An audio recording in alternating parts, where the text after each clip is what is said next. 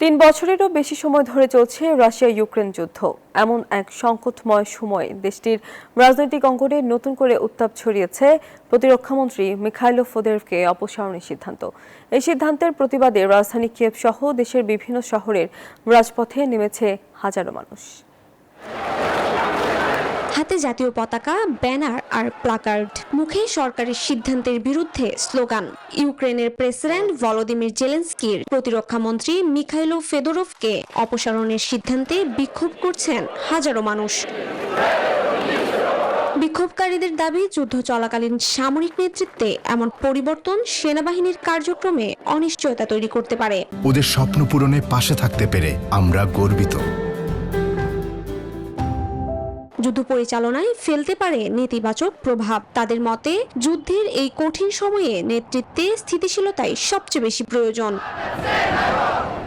তবে আন্দোলন শুধু প্রতিরক্ষা মন্ত্রীকে ঘিরে সীমাবদ্ধ নয়। বিক্ষোভকারীদের একটি অংশ আরো বড় ধরনের সামরিক সংস্কারের দাবি তুলেছে। তাদের মতে, বর্তমান পরিস্থিতি মোকাবিলায় সেনাবাহিনীর নেতৃত্বে আরো বেশি জবাবদিহি এবং কার্যকর পরিবর্তন দরকার। সেই দাবির অংশ হিসেবেই তারা সেনা প্রধানের অপসারণের আহ্বানও জানিয়েছেন। তিনি একজন অত্যন্ত পেশাদার ব্যক্তি। তিনি আধুনিক যুদ্ধ কৌশলের কথা মাথায় রেখে কাজ করেন। দুর্ভাগ্যবশত এই পদের জন্য প্রস্তাবিত ক্লিমেনকোর মধ্যে আমি সেই গুণগুলো দেখতে পাচ্ছি না।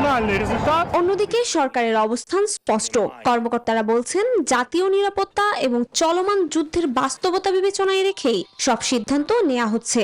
তাদের দাবি, সামরিক কাঠামোকে আরো কার্যকর করতে এই পরিবর্তনের উদ্যোগ। বিশ্লেষকদের মতে, যুদ্ধের মধ্যেই সামরিক নেতৃত্বের পরিবর্তন এবং তা ঘিরে জন অসন্তোষ সরকারকে নতুন রাজনৈতিক চাপে ফেলতে পারে। একই সঙ্গে এটি যুদ্ধ পরিচালনা, সেনাবাহিনীর মনোবল এবং আন্তর্জাতিক অংশীদারদের সঙ্গে সমন্বয়ের ক্ষেত্রেও প্রভাব ফেলতে পারে।